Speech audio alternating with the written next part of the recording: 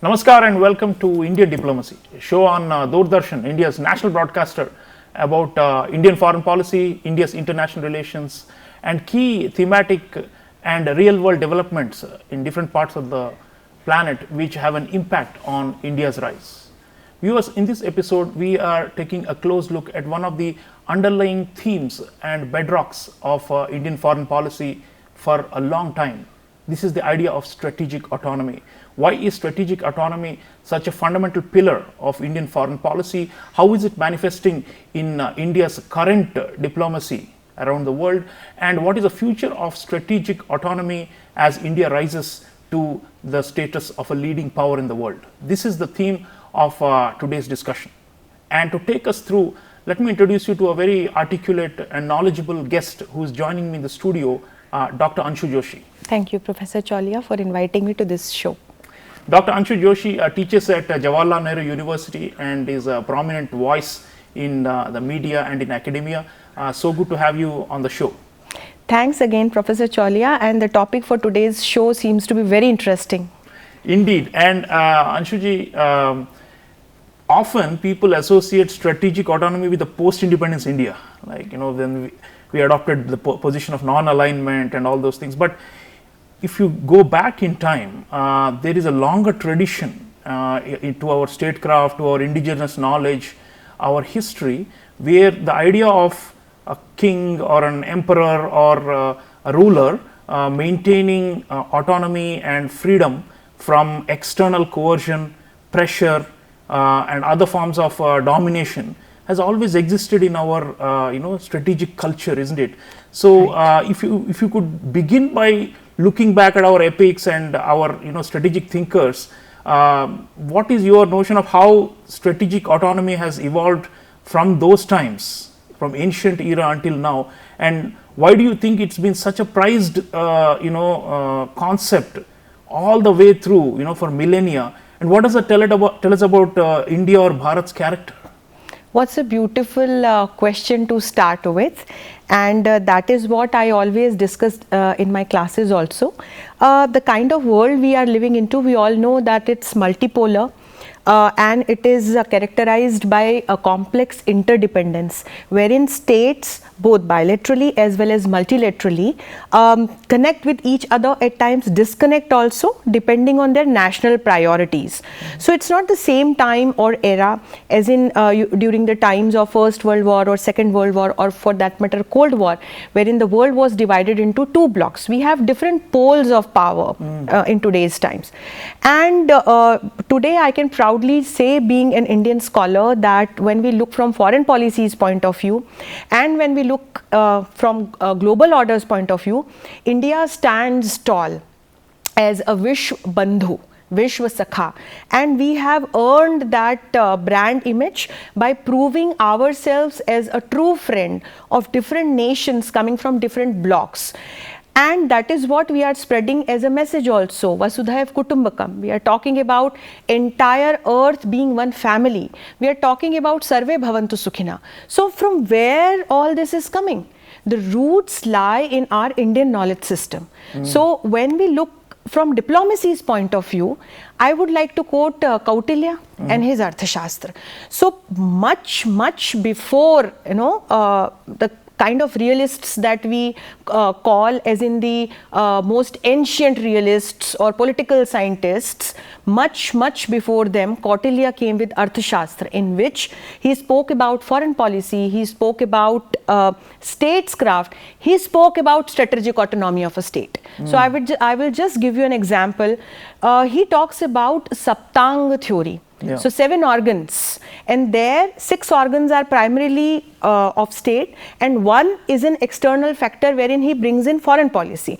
So the king, Swami, his council of ministers, Amatyas, then Janapada, the territory, then Durg, the entire fort, then Kosh, treasury, then army, Dand, and last but not the least, the only external factor, Mitra, ally, the other nation. And that's what he says, that all these 6 would be good if the foreign policy or the relations with the ally our good. So he says that security and welfare of a nation depend on good foreign policy. And by good foreign policy, he meant that we need to respect each other's sovereignty. We need to be cooperative instead of being competitive, and then we need to come out of compartments that we usually create. So beautifully explained all these elements, and when we join them together, then we get to understand that how Kautilya explained strategic autonomy, what we are practicing today, and teaching this world to collaborate instead of competition. And Anshuji, talking of Kautilya, the Shadgunya, the six-fold diplomatic strategy, one of the points he makes is that, Dvaiti Bhava, which is the idea that you ally with one king in order to counterbalance another king, or to check the aggression of another king, that is always preferred to samshraya, which is the idea that you take shelter or refuge, or what in today's term we call bandwagoning, or surrendering to a more powerful country. It's quite clear that he is very conscious of the relative power differences between empires and kings, and he's always talking about the sovereign should make a choice where the autonomy is preserved at all costs, or to the extent possible, given the power differences. And so the option for samshraya or bandwagoning, or giving up completely, a surrendering, or becoming a junior partner to a more powerful, is only for the very, very extremely weak state. That is Kautilya's logic, right? And India, our empires, our kingdoms, and then modern India, we have never been extremely weak, right? We've been somewhere in the middle, and now we are rising in the Narendra Modi era to become a leading power. So to me, it feels like it's a natural choice that we should opt for autonomy rather than for bandwagoning, and there is even our epics, Ramayana and Mahabharata also, there are so many examples where the strategic choices are made in such a way that it preserves the autonomy and the freedom for the ruler or for the king, isn't it? So true. That lies in our soul, being Indians. So you quoted Ramayana, Mahabharata, I spoke about Arthashastra, and when we come to the modern times, all those values, philosophy, and this choice for maintaining autonomy at any cost of a state reflects in our foreign policy. So in Narendra Modi era, that is what we have seen, that how when he practiced it, we could not only manage to build up good relations with nations pertaining to different blocks. For example, we were always branded as a natural ally or very good strategic partner of Russia for years. And somewhere down the line, it always worked as an irritant when it came to our relations with United States of America. Agreed. But in past couple of years, I would say especially from 2016-17 onwards, you can see a new chapter in our relationship, wherein not only we identified common elements to be worked in a strategic partnership, we also made it clear that maintaining good relationship with Russia is what we will continue with. And that is what in all these years our Honorable Prime Minister and our External Affairs Minister kept stating from different platforms. And that's what US respects also today. So when our Prime Minister recently visited Russia, there were some voices that all of us heard from United States of America. But as the head of the state, Biden not only welcomed this trip, he said that US has, as in, nothing to do with what India is doing with Russia, or Prime Minister Modi is visiting Russia, because they respect India's strategic autonomy. And even after Second World War, or when we got independence, even at that point in time, when you see Professor Chaulia, we were not as in terms of power, we were not very powerful. At that point in time also, we never chose to bandwagon. We did not go and hide behind any of the superpowers. We maintained our neutrality. True. Viewers, Dr. Anshu Joshi has already spoken about the Russian factor and the division of the world. We are living in a highly polarized world order with apparently two camps out there. And on this point, India's External Affairs Minister, Dr. Subramaniam Jaishankar, spoke in Bratislava in Europe in 2022 on stage, and was asked why is India not taking a siding with one of these two camps, the Western camp or the Chinese/Russian camp. Let's watch his very interesting and powerful rebuttal of this idea that India should be a camp follower. He's challenging that view. Let's watch Dr. Jaishankar and continue the discussion. This idea that, your grand strategy must be about how you will choose. I will do what, as all of us do. I will weigh the situation, everybody, after all, how do countries eventually make decisions? Mr. Jaishankar, there will always be two axes at this point. I think it's an understood, accepted fact that you have the West, US-led, you have China as the next potential axis. Where does India fit into this? Are you planning to not take a side? No, I'm sorry. That is exactly where I disagree with you. This is the construct you are trying to impose on me, and I don't accept it. I mean, I don't think it's necessary for me to join this axis or not, and if I'm not joining this, I must be with the other one. I don't accept that. I mean, I think I'm 1/5 of the world's population. I am today the 5th or 6th largest economy in the world. I mean, forget the history, civilization bit, everybody knows that.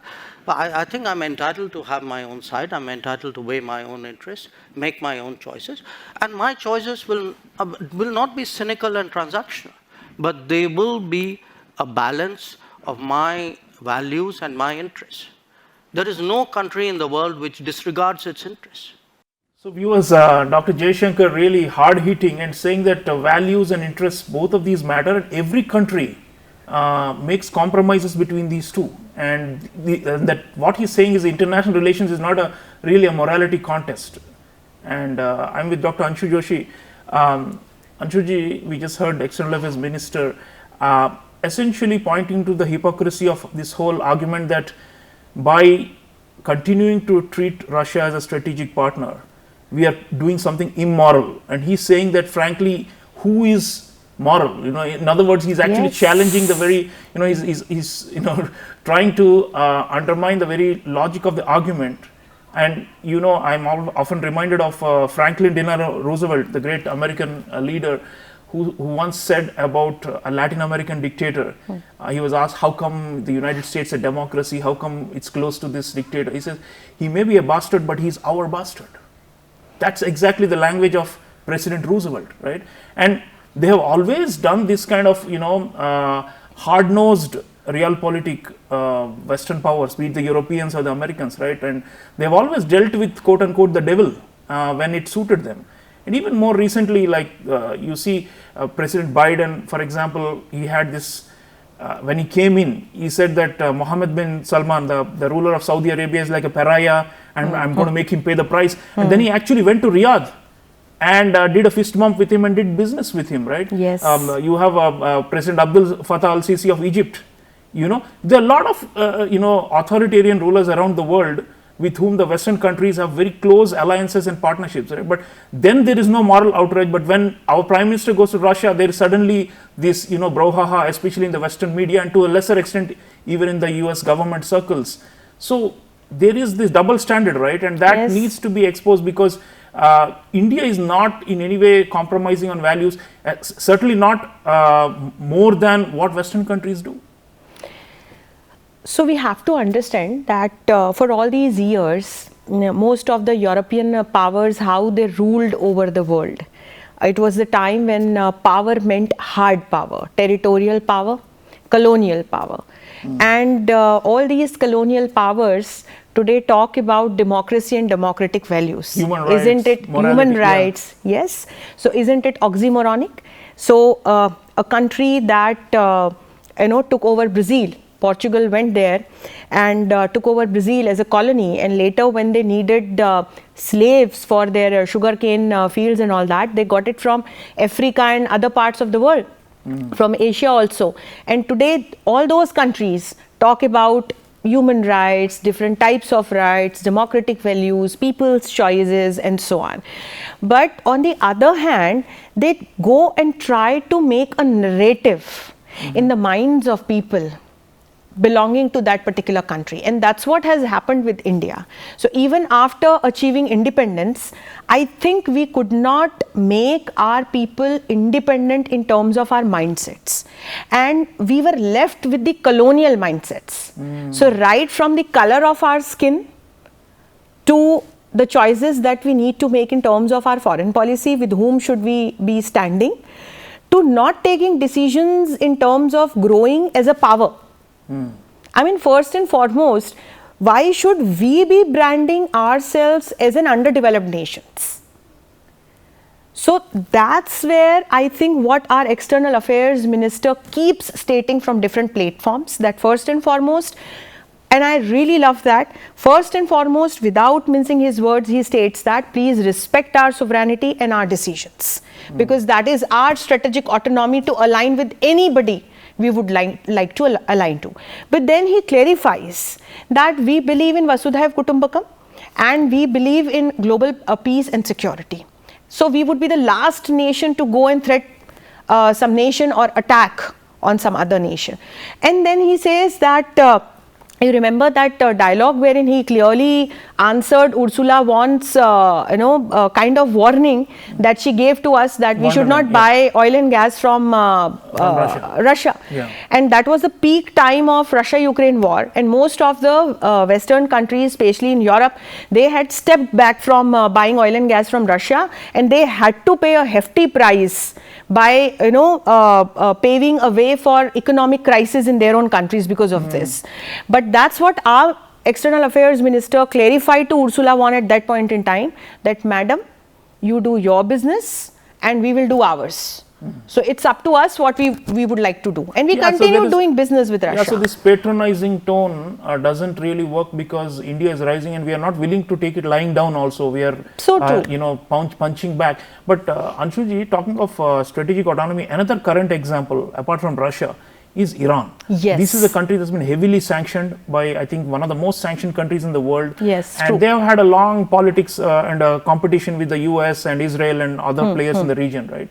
So still, in spite of all this and the threat of more and more sanctions, India went ahead and in 2024, we have signed a 10-year long-term agreement to run the Chabahar port, yes, which is strategically important for us and also commercially and all those things. And again, we showed that irrespective of this Damocles' sword, so-called, of Western sanctions, we will not be deterred when it comes to core interests, and we will pursue our autonomy. And we have in many ways also tried to convince the Americans that there's no way they can sanction India, just because we went for a strategic partnership to advance our strategic partnership with Iran, there's no way the US can afford to sanction India, right? So there is a bit of the Chanakya Niti that we are playing here all along, isn't it? And where we are showing that we know that we can make choices, and we are boldly making choices because we know we have also become more indispensable. And it's not easy for any country. The last time the US sanctioned India, our viewers will remember, was way back in 1999 after the nuclear test. And that is history. That's 25 years ago, right? So it's just not possible in today's configuration with these divisions. So in a way, we know how important we are, and therefore we are able to leverage our strategic autonomy, it seems, with a country like Iran much more boldly than before, isn't it? So true. And I will add 2 points to what you have said. I totally agree with you, what you have said.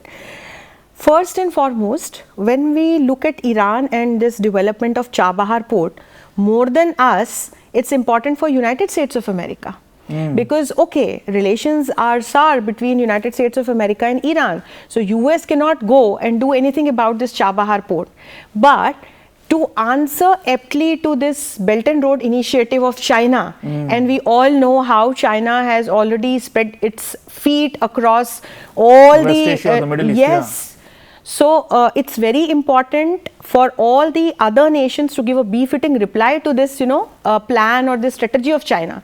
And for that, India had come up with this, agreement with Iran already to develop this Chabahar port, not only to increase infrastructural connectivity among the nations to come up with resilient supply chain, but diplomatically, that's the reason. And that's where US should support India.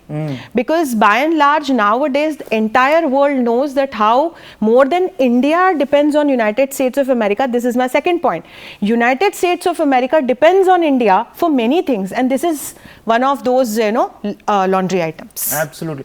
And viewers, the bigger point is, there was a time when India was seen as a swing state that could turn the tide or tilt the balance in favor of either China or the US, the two current technology great powers.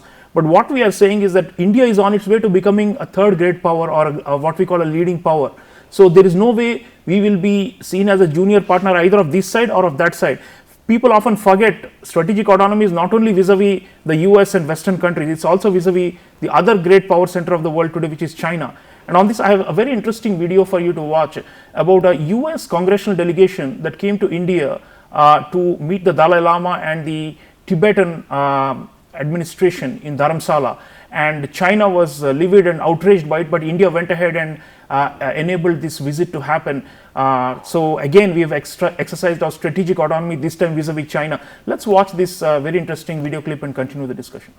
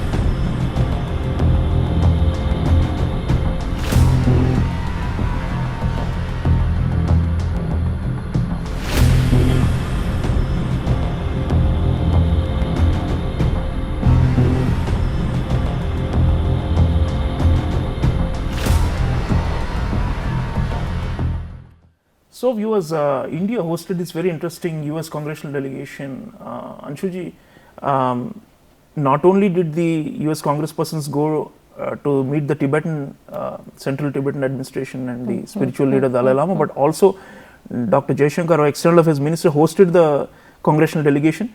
Prime Minister of India, Modi ji himself also hosted this visiting delegation, and both our topmost figures in foreign policy said in public that we want this, the strategic partnership with the US to develop further.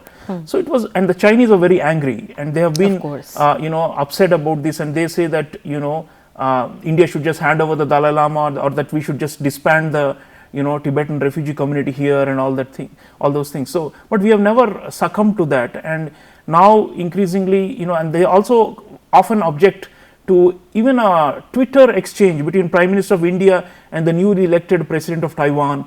The Chinese say that India is crossing the red line. If we do military exercises with the US, which are for national security reasons, the Chinese say this is violation of bilateral agreements. And India is shot back that no country, certainly not China, has a veto over our choices and our our options. And I think there also we are being very firm, isn't it? The way we have pushed back the Chinese aggression and attempts at expansionism and domination, that is also strategic autonomy, right? We are balancing, we are not bandwagoning. Definitely, and at the same time we are also not falling to Chinese maneuverings. So you see in today's times what China is very smartly doing. On one hand, he comes as an aggressor to the borders of India and keeps attacking our borders. That is like a direct attack, but indirectly what it is practicing. So it's not only about its Belt and Road Initiative. You must have heard about, and you must be knowing about the string of pearls strategy also. By doing so, it's trying to encircle India in this Indian Ocean and beyond region. It's also practicing similar tactics in Indo-Pacific region also, and that's the reason it's not only about India.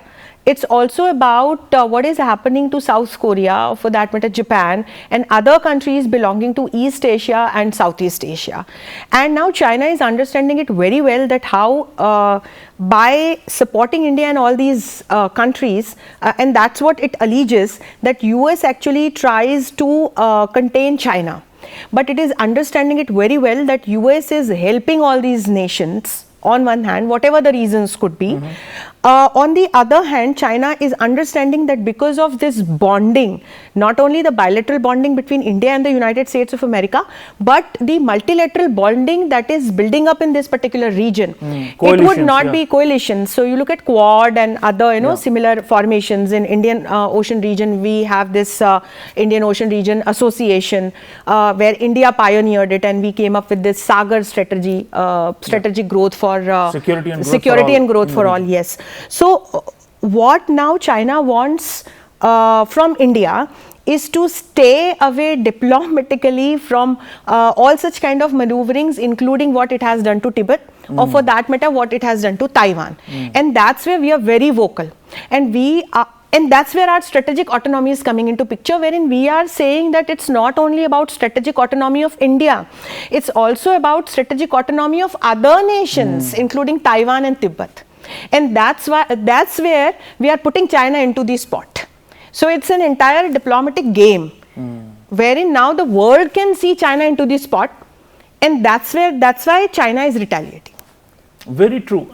So viewers, the sum of this discussion with Dr. Anshu Joshi is that India is not only defending its own sovereign strategic autonomy, which goes back in our strategic culture to millennia, but also doing so for smaller countries in the region that need to hold their head high and not become enslaved to any hegemonic external player. And therefore, the counterbalancing or the pushback that we try to do both at our level and also collectively for others is so important. Anshuji, the developing countries also, we have been voicing their concerns. There also it's a kind of like upholding the strategic autonomy of the global south, as you've said and written. So viewers, the point is India is the beacon and probably the most successful case of a developing country that has managed to hold on to its strategic autonomy without forsaking it under external pressure. And therefore, the stature of India is a lot higher in the world today. Had we become a treaty ally of the United States, had we bandwagoned to China, just imagine we would, our stature would be seen as secondary, not as a primary one that is going to rise to the level of a leading power. But we are now very determined to sustain this strategic autonomy going forward. Maybe in 10-15 years time, when we ourselves become a leading power, we don't have to even worry about strategic autonomy for ourselves, because we would be so much more powerful. But while we are rising, we are still weaker compared to the two big powers of our time. So we will need to continue to emphasize on strategic autonomy for ourselves, but more importantly, as Dr. Joshi was saying, also for the other smaller players, because India is the voice of the global south. Let me thank Dr. Joshi for valuable insights and for thought-provoking it was a very interesting show wherein we could discuss and we could touch all these dimensions that together put India as, a Vishwa Guru by practicing this strategic autonomy, by bringing this issue of democratization of mighty platforms like G20, wherein we included African Union to G20, and by speaking on behalf of Global South, which is the need of the hour. Thank you so much for inviting me to the show. Thank you, Anshuji. So viewers, strategic autonomy is a concept that many countries profess, but few have been able to practice it the way India has. So it is a model in strategic autonomy, and increasingly even the most skeptical voices who continue to attack India are waking up to realize that it's a different world order, where what we are doing is not only for ourselves but also setting an example to make a more democratic world order. So let's keep focusing on strategic autonomy, because this theme is going to continue to resonate in India's foreign policy in times to come. I'll see you again next time. Until then, take care.